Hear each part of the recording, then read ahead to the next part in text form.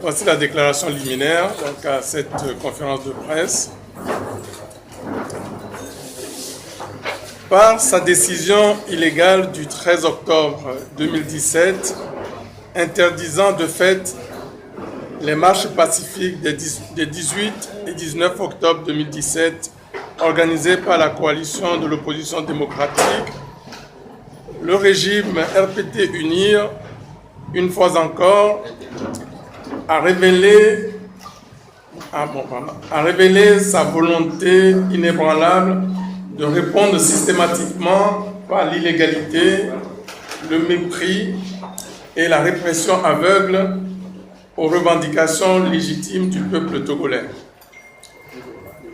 Les violences inouïes perpétrées contre les populations de Lomé les 18 et 19 octobre dernier sont venues confirmer l'existence d'un plan machiavélique tendant à transformer les marches de l'opposition en un champ de désolation dans le but de créer un climat de terreur et de psychose pour casser la forte dynamique populaire qui s'est constituée autour de la plateforme revendicative des forces démocratiques.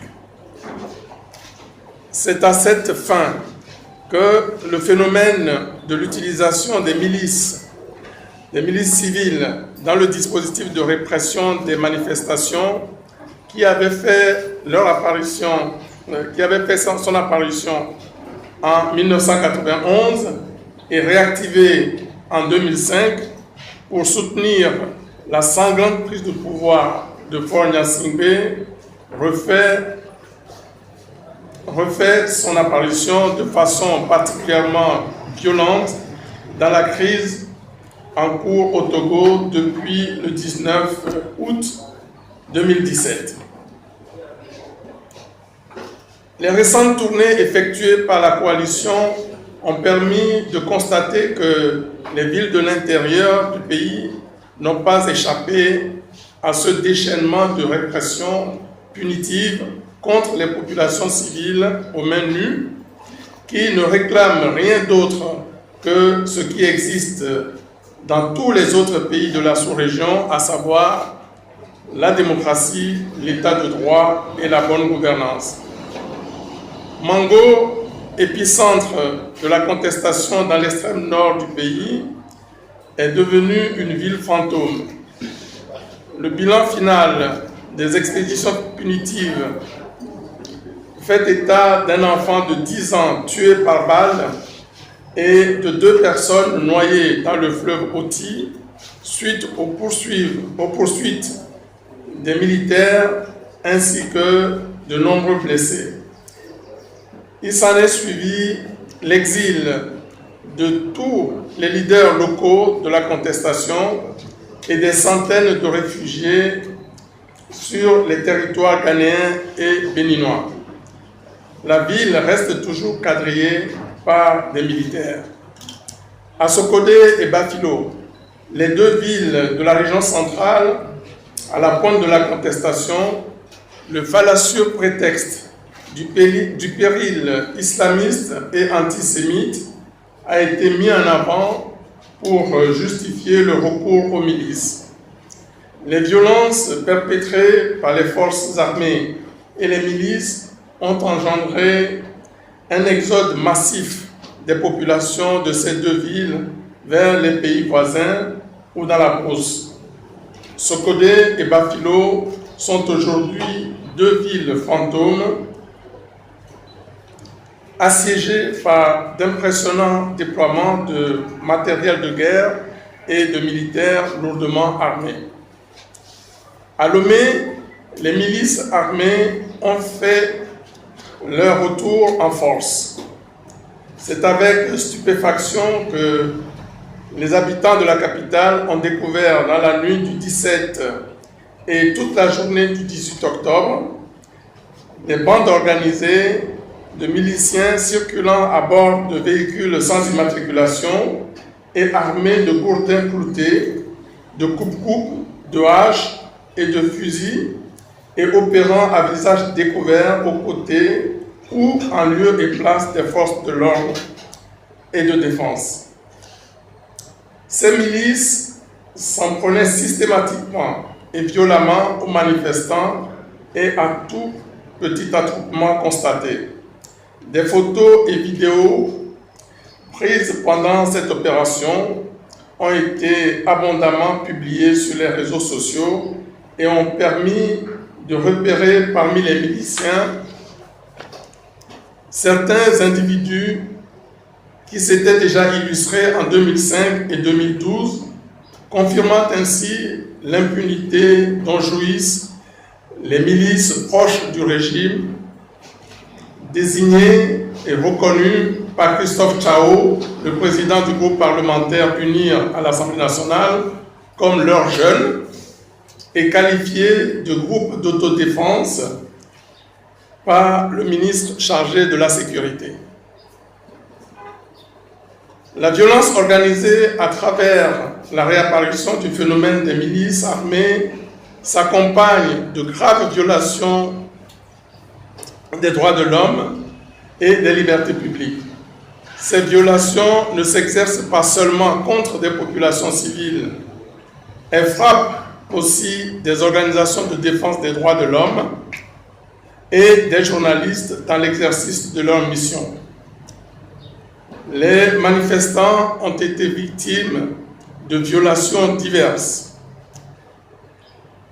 Tout au long du week-end dernier, malgré les entraves et les tracasseries qu'elle a eu à subir, une délégation de la coalition des forces démocratiques a pu rendre visite aux détenus de Lomé et d'Atapamé, ainsi qu'aux populations éprouvées de Sokodé et de Bafilo, afin de leur témoigner toute notre solidarité. Tout en comprenant la colère des manifestants face aux violences, aux injustices et aux violations graves des droits de l'homme dont ils ont été toujours l'objet de la part des forces de défense et de sécurité, la coalition des forces démocratiques déplore les actes de dégradation d'édifices publics et de lynchage ayant entraîné ou la mort ou la blessure de militaires en faction devant les domiciles ou les établissements bancaires ou tout autre lieu public.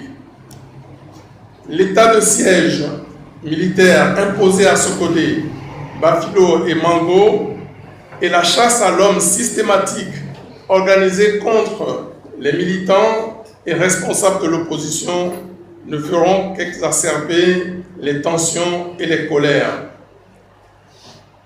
Il est urgent qu'une commission d'enquête indépendante soit diligentée pour faire la lumière sur les graves événements qui se sont produits ces derniers temps dans le Nord Togo et qui s'y poursuivent encore.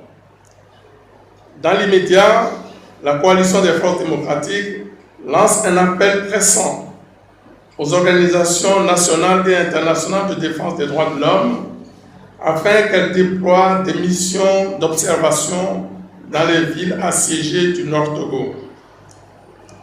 Le silence du chef de l'État depuis le début d'une crise qui a déjà fait au moins 16 morts, plusieurs centaines de blessés et de déplacés et des départs en exil, traduit le mépris dont le régime qu'il incarne a toujours fait preuve vis-à-vis du peuple togolais. Sortant de ce silence coupable, Faure Gnassingbé a déclaré samedi dernier lors du congrès de son parti RPT UNIR avoir découvert qu'il était un dictateur sanguinaire. Si, après avoir massacré plus de 500 Togolais en 2005 et au moins 16 autres Togolais en deux mois et demi depuis le mois d'août, tripatouillé plusieurs fois la loi fondamentale en 48 heures, falsifié toutes les élections depuis 2005 pour conserver un pouvoir dynastique, Faure Gnassingbé se dit surpris qu'on le qualifie de dictateur sanguinaire et se présente comme un modèle de démocratie, il donne tout simplement raison à la large majorité de Togolais qui se battent, parfois au péril de leur vie, pour que le Togo soit désormais gouverné par des dirigeants ayant le sens de l'honneur, de la patrie, du respect du peuple et de la crainte de Dieu. La déclaration du chef de l'État s'apparente ni plus ni moins à un aveu de complicité. La question de savoir si le chef de l'État n'est pas lui-même l'instigateur direct de ces violences organisées contre le peuple togolais se pose désormais légitimement. Cette déclaration de mépris et d'arrogance vis-à-vis du peuple est la voie de la violence organisée et de la répression aveugle systématique comme seule réponse aux événements, aux revendications légitimes des Togolais. Ne nous ferons pas dévier d'un iota de notre choix irréversible pour la lutte pacifique mais déterminée aux côtés de toutes les populations togolaises jusqu'à la libération de notre pays du joug de la dictature. Pour notre part, nous réaffirmons encore une fois avec force et conviction que nos exigences ne sont dressées contre personne. Elles visent à libérer le Togo et à en faire le patrimoine commun de tous les Togolais et non l'héritage personnel ou familial d'une minorité. À cet effet, 1. Le retour à la Constitution originelle du 14 octobre 1992 est incontournable pour permettre à notre pays de connaître une vie démocratique normale. 2. Ainsi que nous l'avons proclamé devant les Togolais le 21 septembre dernier, nous réitérons notre attachement à la mise en place d'organes législatifs et exécutifs transitoires pour accompagner le retour à la Constitution originelle de 1992 et garantir un passage concerté et consensuel de la dictature actuelle à un vrai régime démocratique au Togo. 3. La remise à plat du cadre électoral avec, entre autres mesures, l'instauration du droit de vote pour les Togolais de l'étranger devrait permettre l'organisation d'élections équitables, transparentes et démocratiques aux résultats incontestables. 4. Le déverrouillage des institutions de la République est impératif pour engager le Togo sur la voie d'un véritable État de droit. La coalition des forces démocratiques lance un nouvel appel à tous les Togolais de l'intérieur et de la diaspora pour 3 grandes marches pacifiques les 7, 8 et 9 novembre 2017. La lutte populaire est invincible, fait à Lomé le 31 octobre 2017, ont signé pour CAP 2015 Madame Brigitte Adjamago Johnson, pour le groupe des 6, M. Nathaniel Olympio, pour le CAR Jean Akissi, pour le PNP, M. Urodipa Tipi, et pour Santé du Peuple, Dr Georges Bressan. Je vous remercie.